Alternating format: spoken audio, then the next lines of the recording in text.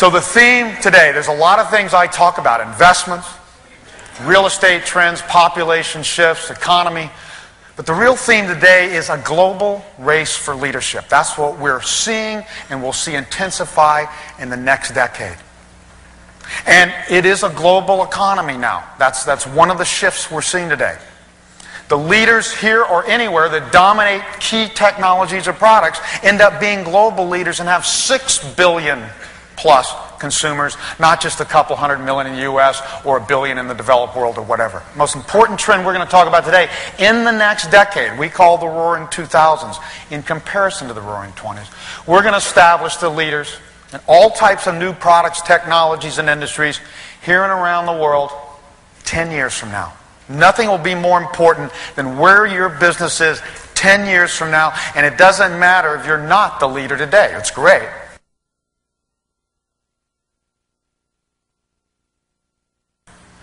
One of the most important things to understand if you look at history is about every other generation, we get a radical shift.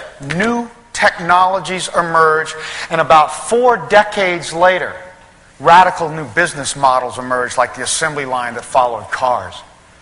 And it changes business. It creates whole new industries and whole new leaders.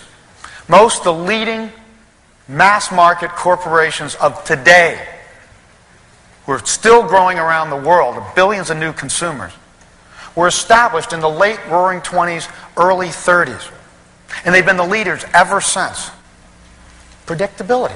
Everybody says the world's changing so fast we can predict less and less. And the opposite is true. Because of new information, we can predict things nobody would have ever thought you could predict decades in advance about business trends, product trends, technologies, even these revolutions, everything we'll talk about today. That has a huge impact on business strategy and on personal investments. What if you could see all the key trends over the next 4, 5, 6 decades that would affect your business and your investments? Wouldn't that make a difference in your life and strategic planning? We can do that. Principle number 2 is globalization. That is one of the big shifts since the 50s and 60s boom. We're in a global market. It started with agricultural and industrial commodity products. The internet's going to shift it to services and everything else ultimately. It's not re-engineering. It's what I call an actual network organization. And the key to understanding that we'll get into is it's the opposite principle of every management principle in the last 500 years and certainly the last century, the assembly line. Companies, as well as networks of companies, should organize around the customer and operate bottoms up, not top down. Management is the problem in business today. We're not adding capacity and infrastructures and starting new businesses. We're shedding businesses that didn't win the race for leadership. We're shedding employment and facilities and paring down to the few efficient leaders like General Motors and Ford. They're going to lead an industry for the rest of the cycle. Deflationary shakeout like the Depression. That lasts about 12 to 14 years. And then the next boom by the next generation who incrementally innovates instead of radically like the Bob Hope.